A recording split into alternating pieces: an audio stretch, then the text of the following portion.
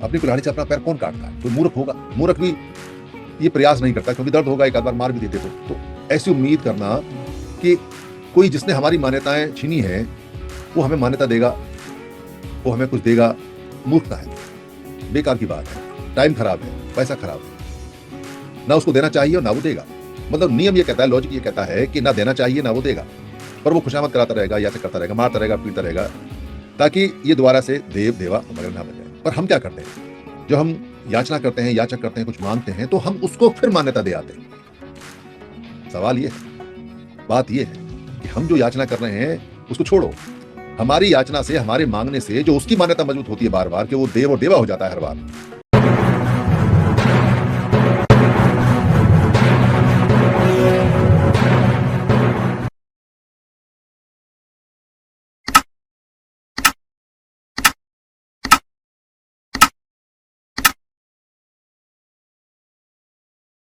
जब हम ऐसा कहते हैं कि हम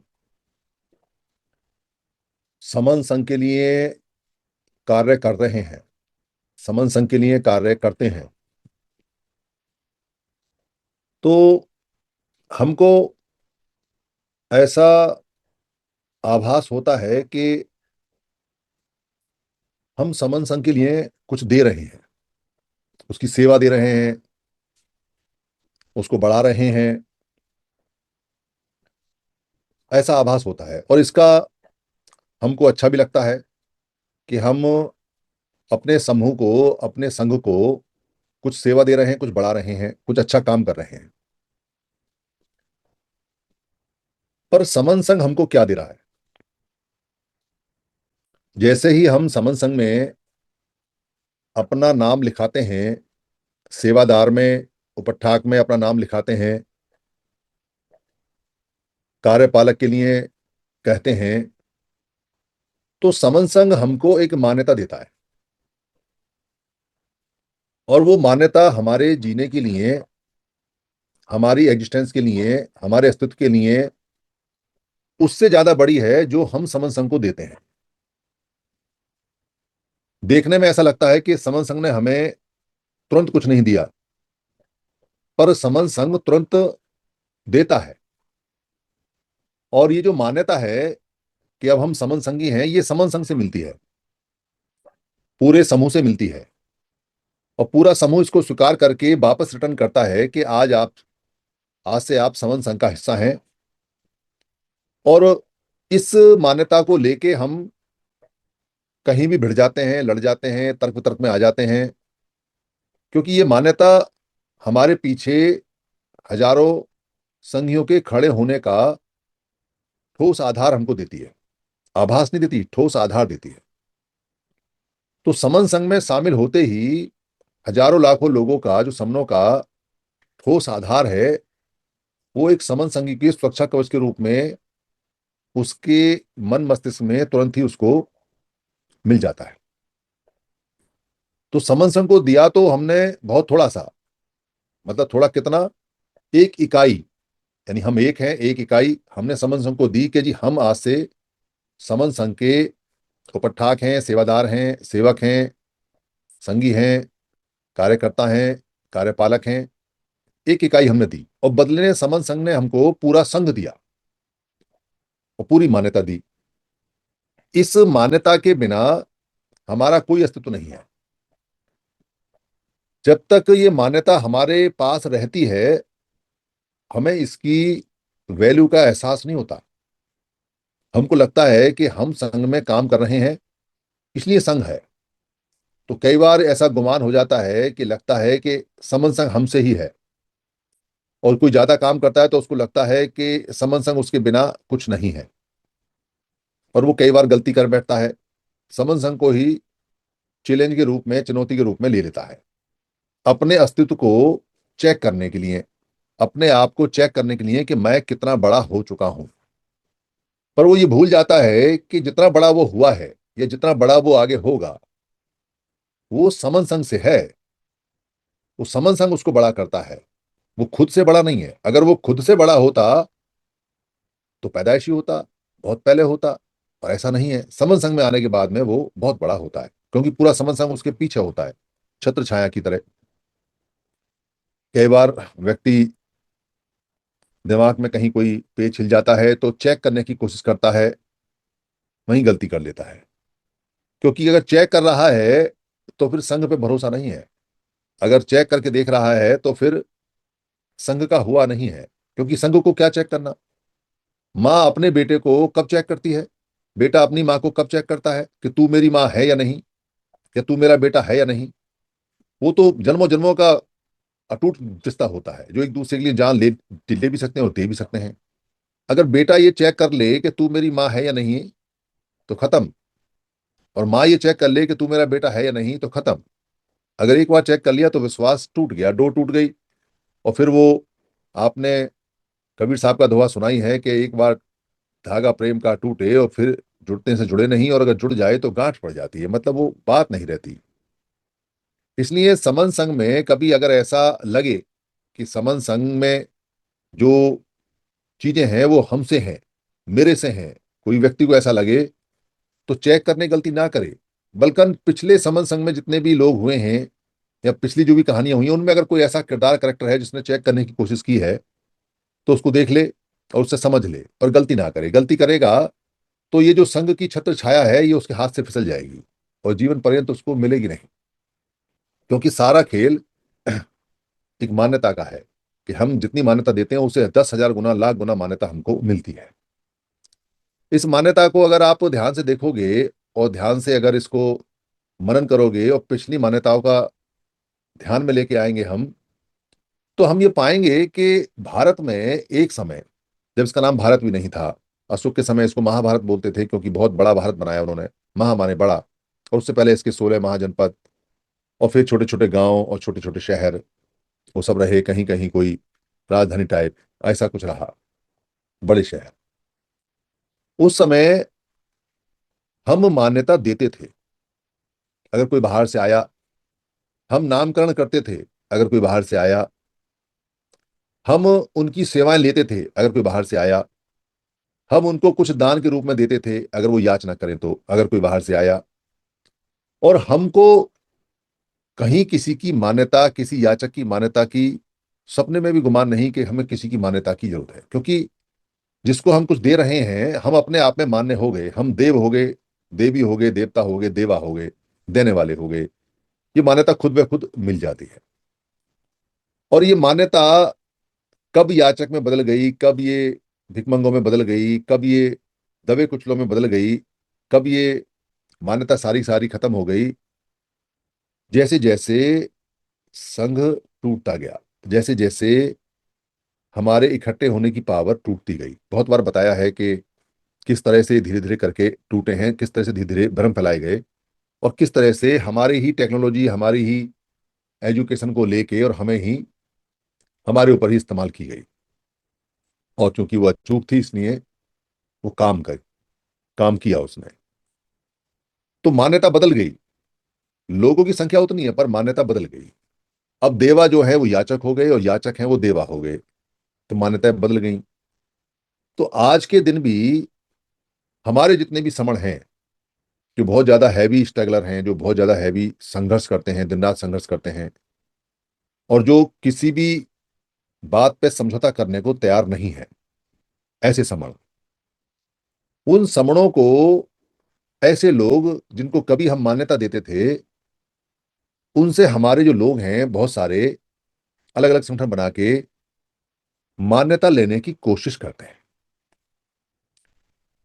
करुणा के आधार पे, याचना के आधार पे इकट्ठे होके, उनमें शामिल होके, उनकी पार्टी का वर्कर बन के, उनका कार्यकर्ता बन के, उनका कोई प्रतिनिधि बन के मान्यता लेने की कोशिश करते हैं। उनके कार्यक्रम में जाके, उनके धर्म को मान के, उनके मजहब को मान के, उनके मत को मान के, मतलब उन जैसे कपड़े पहन के, उन जैसी भाषा बोल के कोशिश करते हैं कि हमको ये मान्यता दे दे।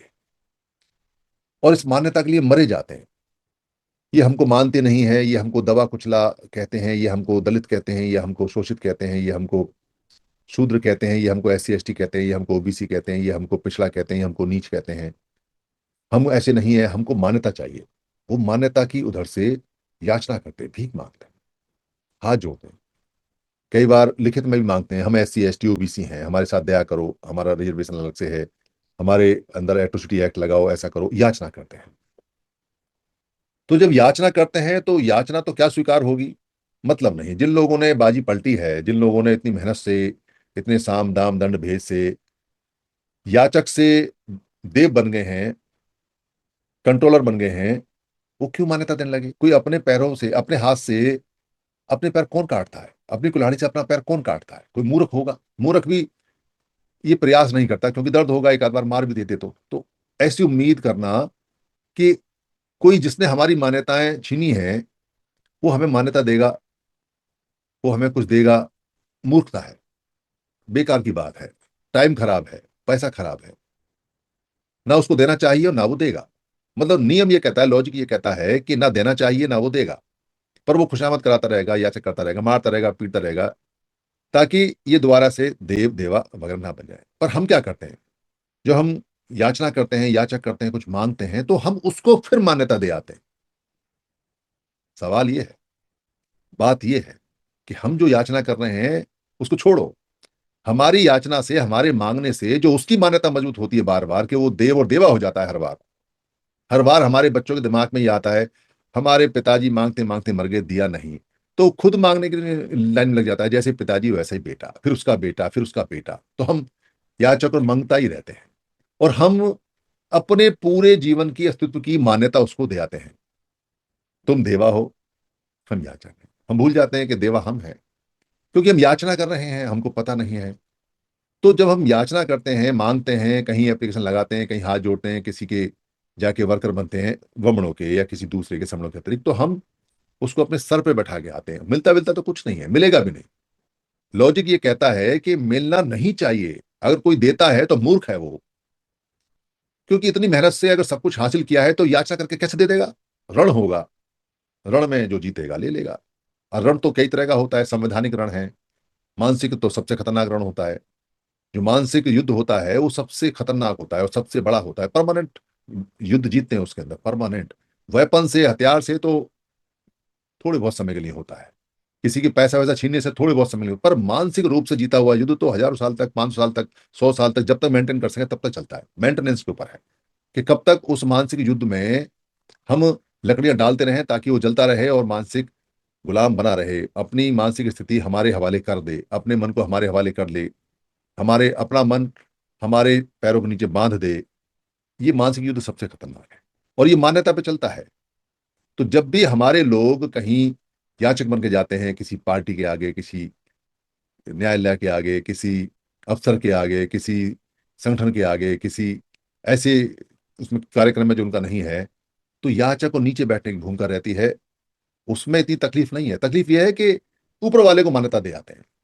तकलीफ यह है कि जो लोग मान्यता के लायक नहीं थे उनको मान्यता दे आते हैं। तो ये मान्यता रोकनी चाहिए। अगर मान्यता रोक ली हमने, रिकॉग्निशन रोक ली हमने, और हमने कह दिया हम तेरे को मानते नहीं, और कहीं भी ना, बिना कहे भी हम काम को कर सकते हैं, तो वो खत्म हो जाएगा। क्योंकि देवा जब तक देवा है, जब तक कोई लेवा है। अगर लेवा नहीं है तो देवा नहीं हो सकता। कोई अगर देने वाला है तब है, तो कोई याचक है, भिखारी है, तब तक कोई देने वाला है, तब तक कोई सर पे बैठा है। पर अगर कोई याचना माने करने वाला नहीं, तो अपना दरबार लेके बैठा रहे, खत्म हो जाएगा। क्योंकि जिनकी संख्या ज्यादा है जीतेंगे वो। इस मान्यता के कारण ही हमारे जितने भी लोगों ने संघर्ष किए और कर रहे हैं, पुराने भी संत साधु, पॉलिटिकल लीडर, रिफॉर्मर, या कोई धार्मिक वाले, या कोई धर्म वाले, या कोई सरकारी कर्मचारी वाले, या कोई लड़कों वाले, जितने भी तरह के लोग अलग अलग संघर्ष कर रहे हैं, उनके पूरे सालों साल के संघर्ष की कोई मान्यता नहीं है। संघर्ष बहुत बड़ा है। मिनट के अंदर लाखों इकट्ठे हो जाते हैं, कोई एट्रोसिटी हो तो सड़कों पे आ जाते हैं, चिल्लाते हैं, दहाड़ के बोलते हैं, पर मान्यता नहीं है। क्योंकि अगर संघर्ष करने वालों को मान्यता मिल गई तो एट्रोसिटीज बंद हो जाएंगी, और एट्रोसिटीज बंद हो जाएंगी तो किंग हो जाएंगे। उनको समझ में आ जाएगा कहानी क्या है क्या नहीं है। इसलिए मारेंगे, काटेंगे, पर सुनवाई नहीं होगी, और होनी भी नहीं चाहिए। नियम ये कहता है कि नहीं होनी चाहिए। जिनके ऊपर राज करना है, अगर उनकी सुनवाई हो गई तो राज किस पर होगा? ये तो राजाओं का पुराना सिद्धांत रहा है। अगर जिस पे राज करना है उसकी सुनवाई करोगे तो अधिकार मांगेगा, वो तो समानता मांगेगा, और फिर समानता मांगेगा तो पिछला भी मांगेगा।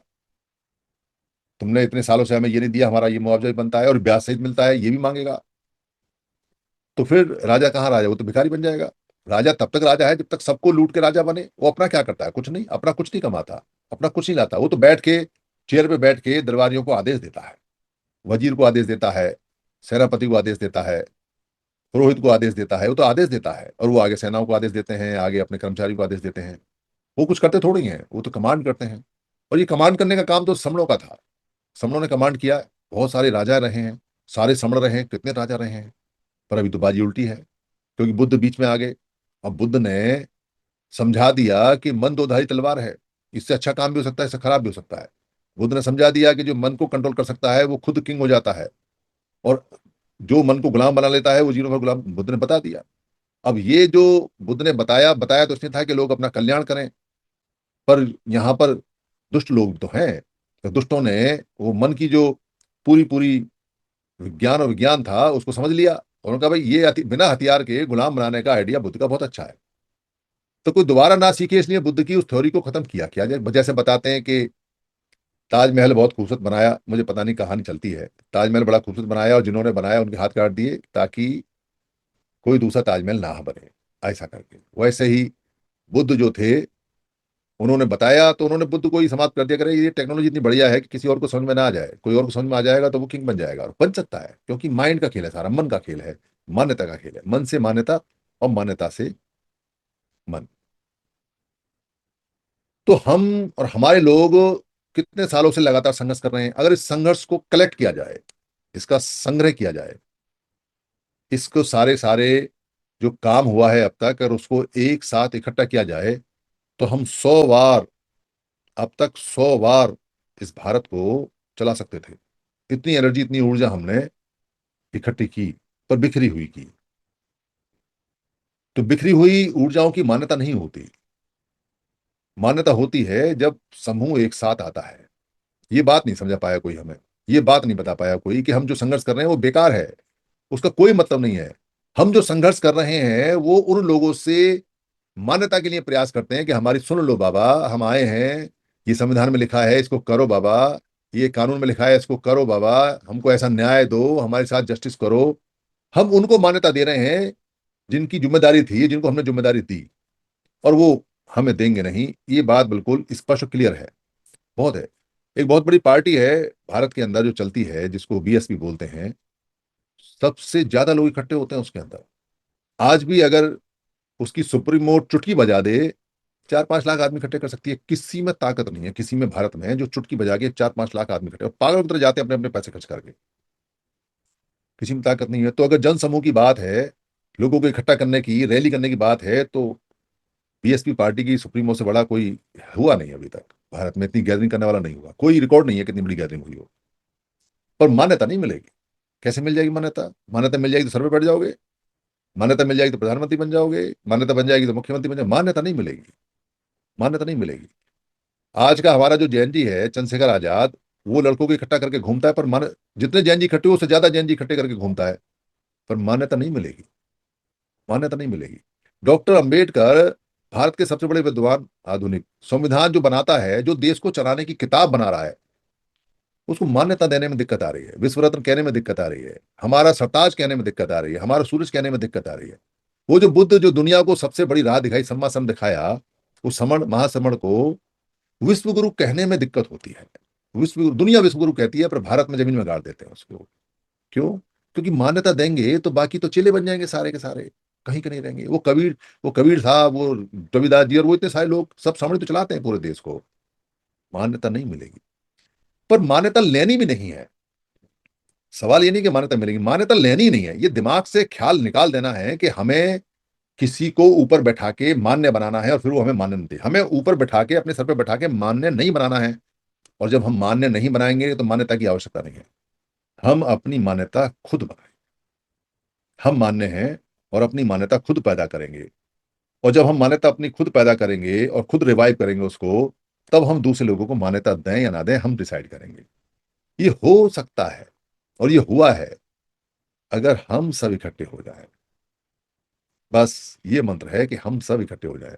और इस इकट्ठे होने में जो बाधा है वो है फूल जलूल, आधे अधूरे नेता और मूर्ख। उनको लगता है कि किसी दूसरे की पार्टी में जाके एक आध चमचगिरी करके जीवन सफल हो गया, और वो लोगों को उस हिसाब से मोटिवेट कर देते हैं। उनको लगता है कोई छोटी मोटी पार्टी बना के काम हो गया, उनको लगता है कोई अलग अलग धर्म मत चला के काम हो गया, उनको लगता है अलग अलग इधर उधर लोग इकट्ठे करके काम हो गया। नहीं हो सकता, पॉसिबल नहीं है। तब से लेके अब तक नहीं हुआ, आगे भी नहीं है पॉसिबल। अगर किसी को नहीं समझ में आता है तो पीछे का रास्ता देख लो, और बहुत पीछे का देख लो जब हम समन संगी थे, और आगे का रास्ता देख लो। और नहीं कोई अपना रास्ता देखना चाहता है पीछे का और जो वर्तमान में और आगे का, तो उनका देख लो, जिनको सर पे बैठा रखा है उनको देख लो, तो समझ में आ जाएगा। और फिर भी समझ में नहीं आए तो चुल्लू और पानी लो, डूब के मर जाओ, तुम्हारे बस की नहीं है, क्योंकि बुद्धि नहीं है तुम्हारे अंदर, समझ ही नहीं तुम्हारे अंदर, तुम्हारा कुछ नहीं हो सकता फिर। तो अगर बुद्धि नहीं है तो उससे तो बात क्या करें, पर अगर बुद्धि है तो उसको काम पे लग जाना चाहिए। और काम पे लगने के लिए हमको सिस्टमाइज तरीके से आना है। इकट्ठे होने का जो तरीका होता है वो होता है सिस्टम के अकॉर्डिंग सिस्टम बनाकर इकट्ठे होना। ये राजनीतिक पार्टी तरह इकट्ठे नहीं हो सकते हम, कि हमने एक कॉल लगाई, भाई 11 तारीख को वहां पर मीटिंग है, सब लोग आ जाएं, और सब लोग अपना गाड़ी घोड़ा लेके आ गए, 2 घंटे वहां हमने गपबाजी की और खाया पिया, और उसके बाद हा हा किया, हल्ला किया और चले गए। उससे बात नहीं बनती, उससे नहीं होते इकट्ठे। बहुत शांत तरीका, बहुत गहरा तरीका, बहुत गंभीर तरीका, और बहुत लंबा रास्ता है। ये लंबा रास्ता छोटा हो सकता है अगर हम ज्यादा काम करें ज्यादा समझ के साथ, और ये बहुत लंबा हो सकता है, अनंत तक भी हो सकता है, कभी हाथ ही ना आए अगर हम मूर्खों की तरह काम करते रहें और मरते रहें, जैसे अभी तक हो रहा है। जितने भी लोगों ने काम किया मूर्खों की तरह काम किया, एकल लगे हुए हैं, एकल अकेले लगे हुए हैं। 10 20 50 100 लोग इकट्ठे कर लिए तो उनके नेता बन के घूम रहे हैं, कहीं को दलाली कर रहे हैं तो किसी पार्टी में जाके चरणों में लेट गए, कहीं कुछ मिल गया तो दो चार टुकड़े उकड़े खा लिए, किसी ने पेट्रोल भरवा दिया तो सफेद कुर्ता पजामा पहन के गाड़ी चला के फूल माला लेके बैठ रहे हैं। ये तरीका नहीं है, इससे नहीं जीत पाएंगे। इससे जीतते हो तो जीत जाते, ये नहीं है। सरकार पे दबाव बना रहे हैं, कोशिश करें, नहीं बात बन सकती। सरकार पे दबाव बना के एक आध आइटम ठीक ठाक करा लोगे, नहीं बन सकती। परमानेंट प्रेशर चाहिए, परमानेंट दबाव चाहिए, आपके लोग होने चाहिए जिनको प्रेशर करने की जरूरत ना पड़े, और पता चले कि ये सब इकट्ठे हैं तो बात ही खराब ना हो, प्रेशर की जरूरत ही ना पड़े, पहले ही सब चीजें ठीक हो जाएं। वो सिस्टम, वो मान्यता हम बना सकते हैं दोबारा से। पहले थी, सब कुछ हमारे हाथ में था, इसलिए यकीन कर लो कि जब पहले थी तो दोबारा भी रिवाइव हो सकती है, और होगी, अगर हम सब इकट्ठे होके जाए। और इकट्ठे होने के लिए समन संघ से बेहतर कोई फार्मूला, कोई सूत्र, कोई नियम है नहीं। और हम बार बार कहते हैं चैलेंज के साथ, चुनौती के साथ। कौन कहता है पूरे भारत में जितने भी समण काम करते हैं कोई चुनौती के साथ कहता है? हम चुनौती स्वीकार करने के लिए तैयार रहते हैं कि कोई चुनौती दे, या तो हमको दे, या हम चुनौती दे रहे हैं उसको स्वीकार करें, आओ बैठ के बात करते हैं। सिद्ध करो कि समन संघ की जो पॉलिसीज हैं वो लॉन्ग लास्टिंग नहीं है, वो अनंत काल तक नहीं चलेंगी, उनमें कोई कमी है, सिद्ध करो कि इसमें खराबी है। और यह हम सिद्ध करते हैं कि पिछले दिनों 70 सालों से, 80 सालों से जो तुम करते आ रहे हो उससे कुछ नहीं होने वाला है। किसी भी फील्ड में उठा लो, हम सारे फील्ड में तैयार हैं, चाहे पॉलिटिकल फील्ड हो, चाहे रिलीजियस फील्ड हो, चाहे वो स्टूडेंट का फ्रंट हो, चाहे यूथ का फ्रंट हो, चाहे महिलाओं का फ्रंट हो, चाहे संगठनों के फ्रंट हो, चाहे कोई सरकारी कर्मचारी के फ्रंट हो, चाहे कोई एजुकेशन के फ्रंट हो, चाहे कोई किसी बड़े अफसरों के फ्रंट हो, किसी भी तरह के हो, हम सब पे बात करने को तैयार है। आओ, और संघ में आओ खुल के, कोई बंद कमरे में बात नहीं होगी, संघ में आओ। पर आता कोई नहीं, आता कोई नहीं, सुनते सब हैं, आता कोई नहीं, उनको पता है। इसलिए मेरे पास जो जितने भी फोन आते हैं वो कहते हैं जी आपका बहुत बढ़िया है, बहुत बढ़िया चल रहा है। आपके पास भी आते होंगे फोन, आप सब लोग भी सुनते होंगे। ये नहीं कह सकता कि खराब है, क्योंकि कोई एक आध सवाल करेगा तो आप जवाब दे दोगे, या आप इनवाइट करोगे कि आ जाओ पोर्टल पे बैठ के बात कर लेते हैं। कोई आता नहीं, कोई दूर से भ्रम फैलाना चाहे तो कह देगा जी सब बेकार है, ये है वो है, क्या क्या चलता बनेगा, उसकी तो क्या परवाह करनी है। बैठ के तर्क करे, ठोस करे, अच्छी तरह से करे तो उसके तो सवालों के जवाब बनते हैं। चलते फिरते के क्या सवालों के जवाब बनने हैं। तो ये जो काम है ये काम होगा, पहले भी हुआ है। इसलिए हम सबको इकट्ठा होने के लिए और इकट्ठा करने के लिए बहुत तेजी से कमर कसनी चाहिए। 12 और 13 सितंबर में के लिए जो संगी, जो सिंसियर संगी हैं वो ऑलमोस्ट सभी आ रहे हैं। कोई बहाना वाना छोटा मोटा हो तो अलग बात है। और वहां गंभीर का वो होगा, काम होगा, हल्का काम नहीं होगा, गंभीर होगा। आगे का सिस्टमाइज तरीके से, अच्छी तरीके से काम होगा।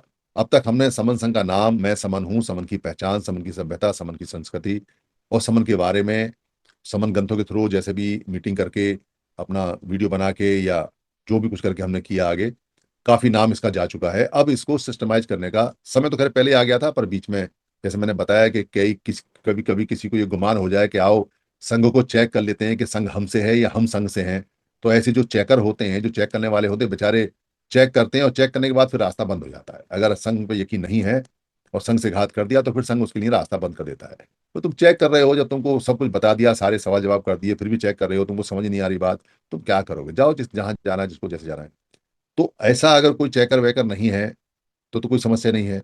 और चेकर वेकर है तो वो करेगा तो मुंह की खाएगा, इसमें कुछ कर नहीं सकते। इस संघ का प्राकृतिक नियम है, पहले भी हुआ। पहले वो देवदत्त ने चेक करने की कोशिश की थी, धम्मिक संघ था वो, तो चेक करने की कोशिश की, कर ले भाई चेक, चेक करने के बाद में खत्म हो गया। बुद्ध का भाई था, बड़ा ज्ञानी था, और बुद्ध के लेवल से थोड़ा सा कम जानकार था, थोड़ा सा कम, रिद्धि रिद्धि बल में बहुत बड़ा बताते हैं उसे, बुद्ध के बराबर था वो। और चेक कर लिया उसने कि देखो मैं ही हूं या बुद्ध है, तो कर लो भाई चेक, चेक कर लिया, बात खत्म हो गई। तो यहाँ अच्छी तरह से सबको पहुंचना है और गंभीर चर्चा में हिस्सा लेना है, बातचीत करनी है, हाउस भी लगेगा। एक कंसेप्ट छोटा मोटा जो लोकल वहाँ के लोग हैं उनके लिए कंसेप्ट होगा, खूब वहाँ तर्क वितर्क होंगे, बातचीत होंगी, ग्रुप मीटिंग्स होंगी, बहुत बढ़िया रहेगा। सब अपना अपना रजिस्ट्रेशन करा ले, मेरे ख्याल में 230 या 240 के करीब अब तक कंफर्मेशन आई है। काम चल रहा है वहाँ लगातार लगातार, और जितनी जल्दी हम वहाँ अपना कंफर्मेशन देंगे उतना बढ़िया होगा। आना सबको है, सबको आना चाहिए। मेरी बात यहाँ समाप्त हो गई है। अगर किसी को कंसेप्ट के बारे में कोई सवाल जवाब करना हो तो वो कर सकता है, उसको यहाँ करना चाहिए। अगर कोई बात मुझसे गलत निकल गई है तो मैं संघ से माफी चाहता हूँ। संघ मुझे माफ करे, संघ मुझे माफ करे, संघ मुझे माफ करे। संघ नमामि, संघ नमामि, संघ नमामि। संतों को वंदन।